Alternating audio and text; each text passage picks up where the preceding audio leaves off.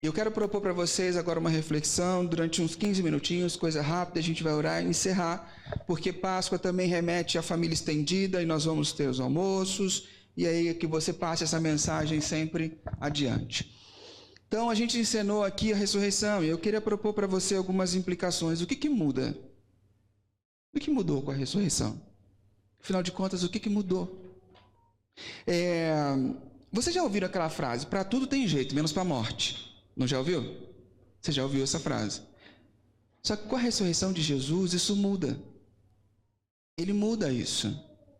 Não é mais verdade que só para a morte não tem jeito.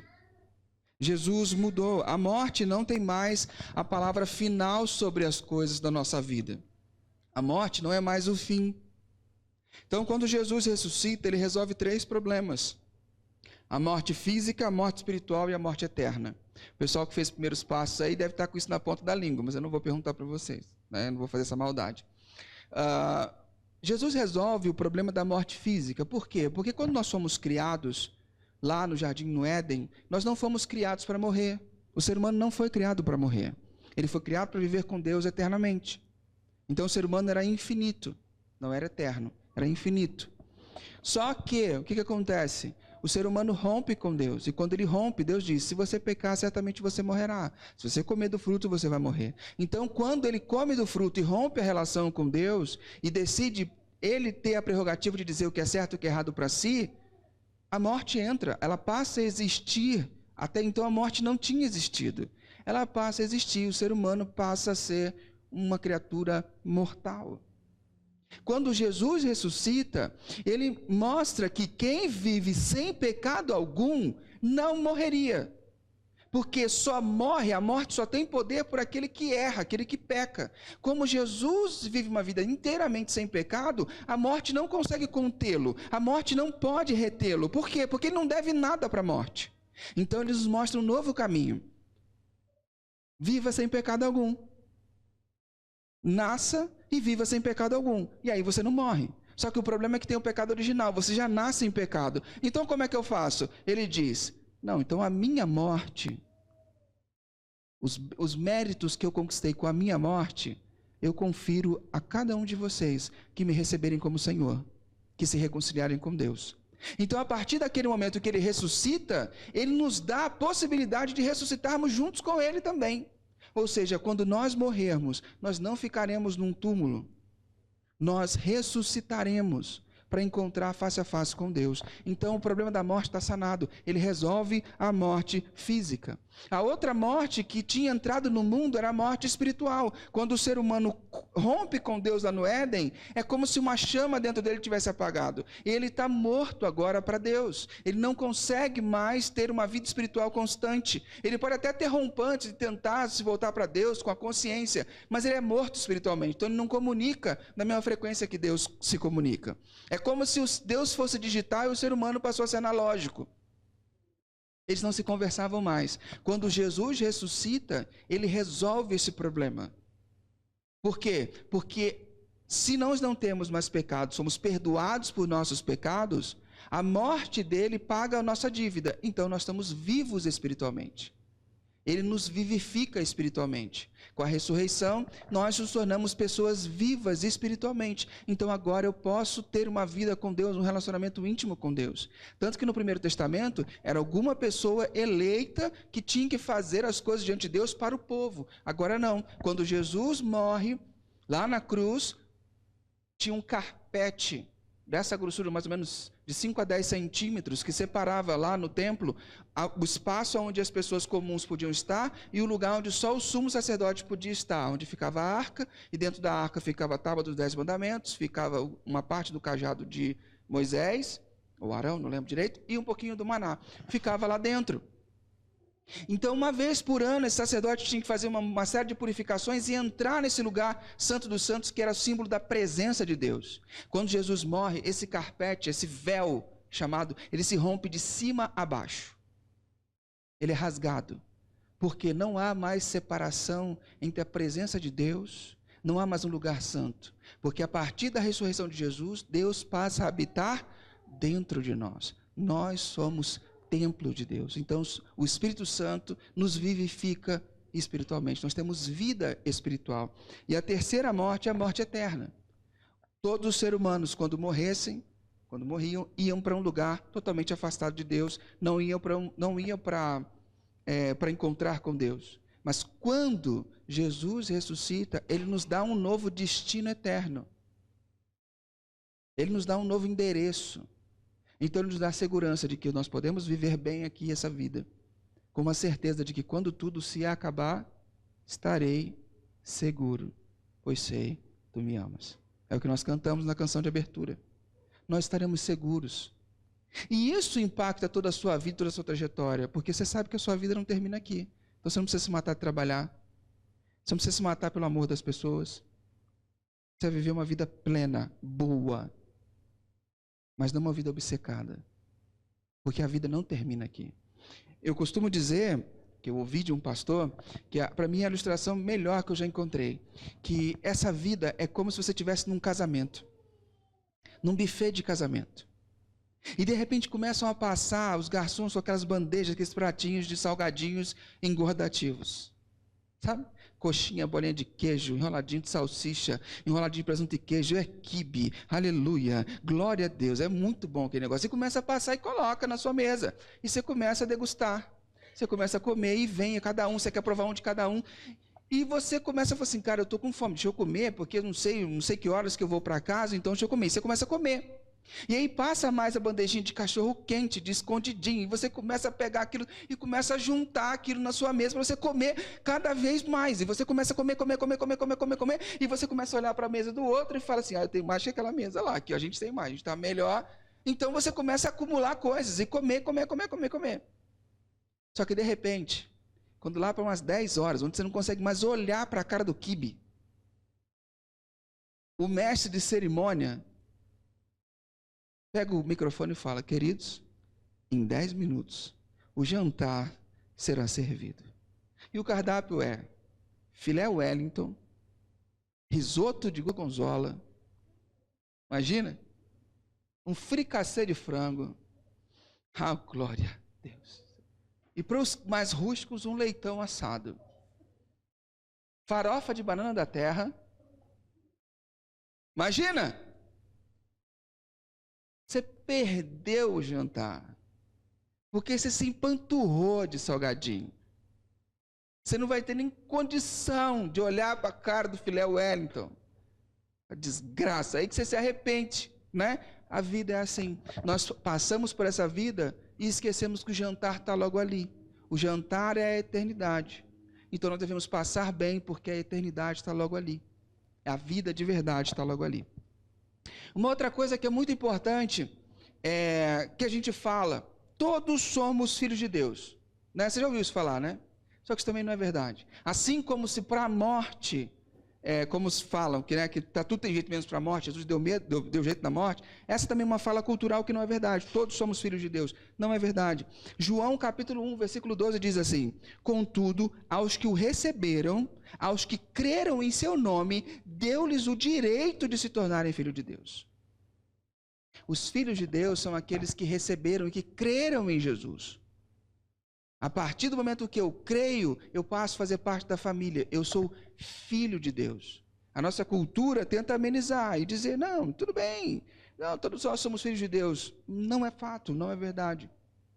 Só a partir da minha crença nele, em recebê-lo como meu Senhor, eu me torno filho de Deus. Palavras de Jesus, está lá em João, capítulo 1, versículo 12. Com isso, Jesus resolve um outro problema, que é a filiação. Nós passamos a ser filhos de Deus.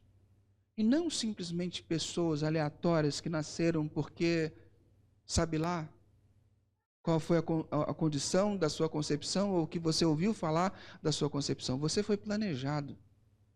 Você foi amado desde o útero da sua mãe. Independente do processo de criação que você teve, independente das provações que você passou nesse processo, você foi amado, você foi planejado, você é quisto. A tal ponto de Deus falar, você é meu filho adotado.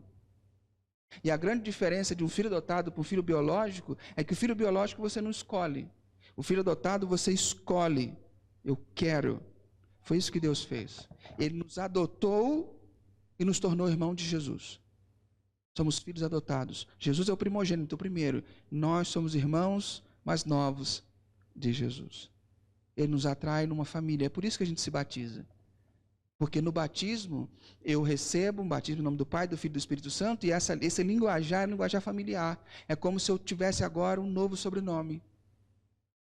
Eu sou Rodrigo de Lima Faria, do Pai, do Filho e do Espírito Santo. Eu faço parte da família de Deus, porque eu sou filho de Deus, porque eu recebi e eu criei. Então, Jesus propõe um caminho para que todos possamos nos tornar filhos de Deus. E por último, Jesus não só resolve o problema da morte, não só resolve o problema de sermos filhos, mas ele resolve nosso problema da nossa tempestade interior.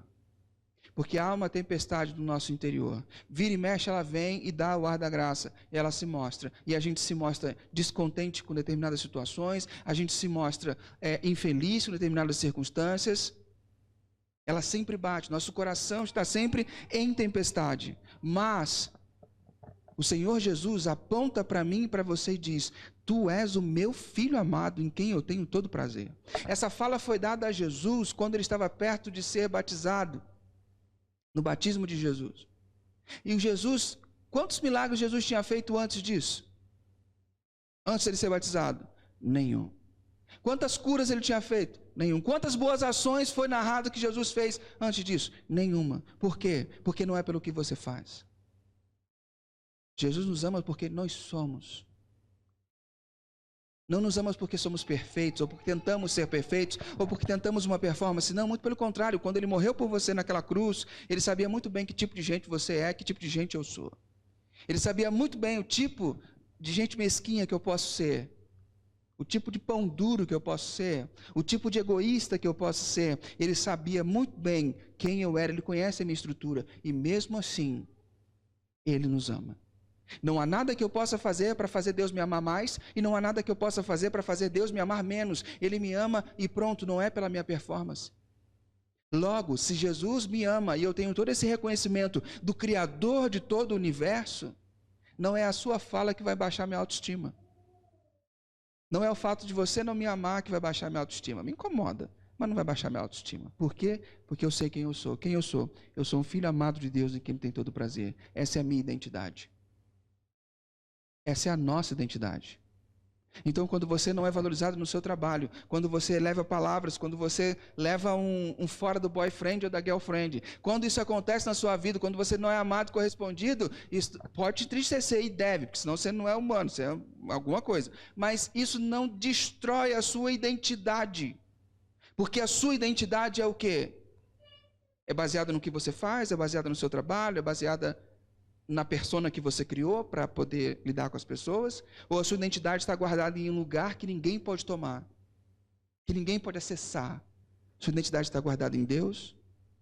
Você é o que Ele pensa que você é, ou você é o que as pessoas dizem que você é? É mais seguro ser quem Deus diz que nós somos. E Ele diz: tu és o meu filho amado, em quem eu tenho todo prazer. Eu morri na cruz por você e faria tudo de novo. Independente de quem você seja, do estado que você esteja, Jesus nos ama. Porque a condição, não poderia haver uma condição mais aversiva para Deus do que a condição que nós estávamos. Paulo fala que nós estávamos mortos em nossos pecados e juízos. A linguagem que ele descreve é uma linguagem como se a gente estivesse numa correnteza, num rio fétido, sendo levado embora, e Deus vai lá e nos pesca e tira, fala: vem aqui, vem aqui. Foi isso que Ele fez. Nós estávamos mortos nos nossos pecados, e Ele fala: vem para mim, eu quero você do meu lado, eu amo você. Ele nos limpa, troca nossa roupa, nos dá banho e fala: agora você vai viver uma vida de verdade, eu vou te ensinar o que é vida. Então a minha identidade é ser amado por Deus. Eu sou amado. Independente se na minha circunstância de vida eu não tive esse privilégio de ser amado por pessoas, mas Deus, Ele me mostra diariamente o quanto que eu sou amado, o quanto eu sou amada. A minha identidade está com Ele. Então, se eu sou amado e se a minha identidade independe da circunstância, automaticamente eu tenho dentro de mim o quê? Paz. paz. O mundo pode estar quebrando, as coisas podem estar ruindo, você vai continuar lutando, mas você vai estar em paz. Por quê? Porque você sabe quem você é, você sabe aonde você está e você sabe de quem é o seu coração. E você sabe que aquele que te guarda não dorme e nem cochila, como alguns fazem durante a mensagem que eu prego às vezes, né? Ele não dorme e nem cochila. O Senhor te guarda de dia e de noite, Ele te protege.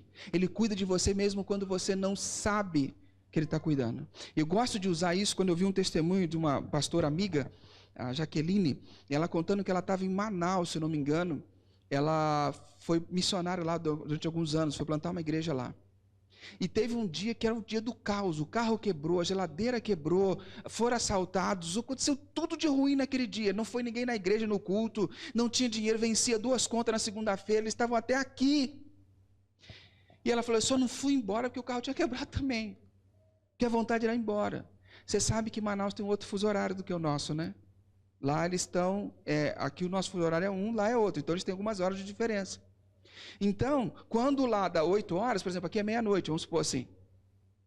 E ela chegou em casa no domingo à noite, chorando, irritada, com 2 filhos pequenos, o marido dela, chateada. E ela brigou com o marido dela, falou assim, como é que você pode dormir? Tem 2 contas para pagar amanhã? Como é que você pode ficar desse jeito? Como é que você pode? Ele falou assim, Jaque, é o seguinte, não tem nada que eu possa fazer. Eu já orei. Eu não vou ligar lá para o Sudeste, acordar as pessoas agora, que são 2 da manhã, porque os bancos estão fechados e não vão poder fazer nada para a gente.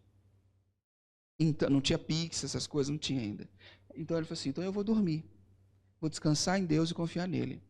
Amanhã, ao acordar, eu vou pegar o telefone, vamos ver o que vai acontecer. Ela disse que ficou com ódio dele. Com ódio dele. Mas depois ela conseguiu, até passou um pouco da noite em claro, dormiu. Na manhã seguinte, ela recebe uma ligação de um pastor aqui de Sorocaba. Fala, Jaque, ontem à noite, no culto das 7, a gente estava reunindo e fez uma oferta missionária. E a gente quer mandar essa oferta não para as missões, a gente quer mandar para você, para a sua família. E o valor que a gente tem é tanto. Era o valor exato para pagar as contas, para consertar a geladeira e consertar o carro. Só que o lance é que às 7 da noite, aqui era de tarde lá, não tinha acontecido o caos. Percebe? Deus estava cuidando deles antes deles passarem até pelos problemas. Deus estava cuidando. É assim que Deus faz, Ele cuida de nós, Ele cuida. E isso nos traz paz e segurança, porque Ele cuida da gente. E quando eu percebo isso tudo, eu lembro de uma música da banda Casting Crowns, que questiona e fala, cara, esse amor de Deus é maravilhoso. A música diz assim, quem sou eu para que o Senhor de toda a terra se preocupe em saber o meu nome, se preocupe em sentir a minha dor?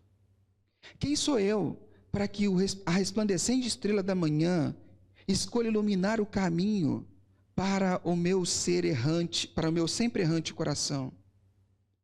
Não por causa de quem eu sou, mas por causa do que tu fizestes. Não por causa do que eu fiz, mas por causa de quem tu és. Eu sou como uma flor que rapidamente se esvai, presente hoje e desvanecida amanhã.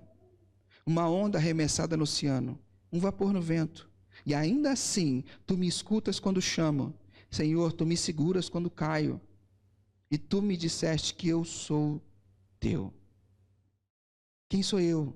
Para que os olhos que veem meu pecado olhem para mim com amor e me veja levantar novamente.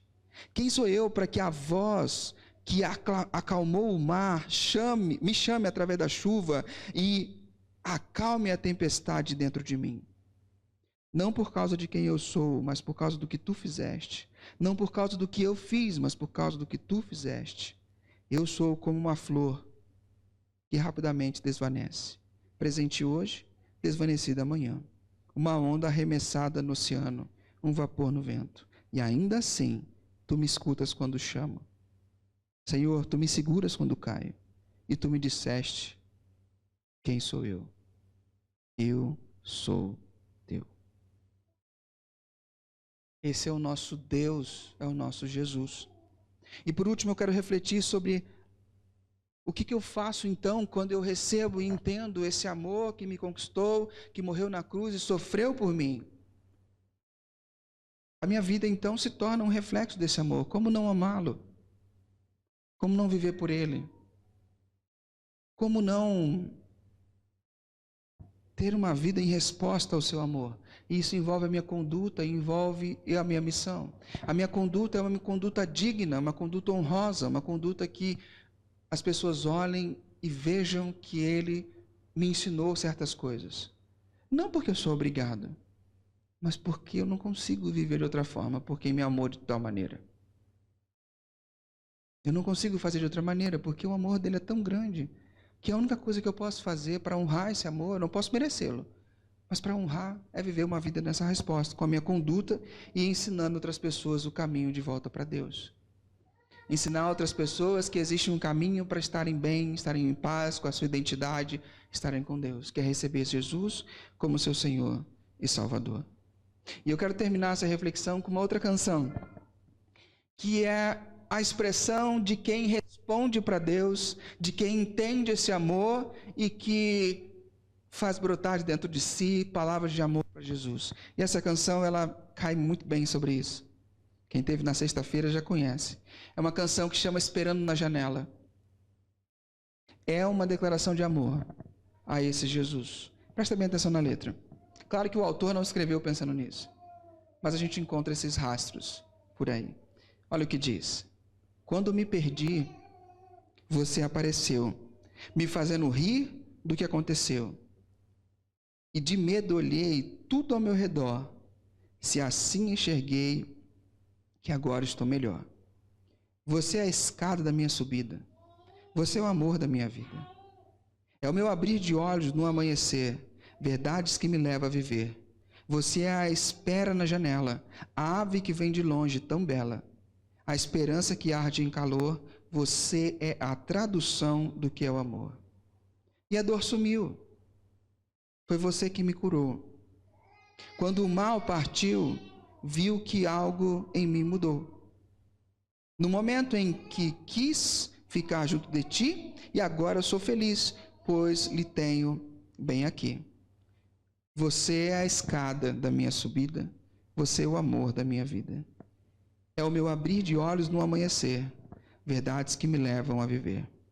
Você é a espera na janela, a ave que vem de longe tão bela, a esperança que arde em calor, você é a tradução do que é o amor. Esse é o nosso Jesus. Que essa canção nos inspire nessa oração, que a gente possa manifestar o nosso amor a esse Deus tão maravilhoso.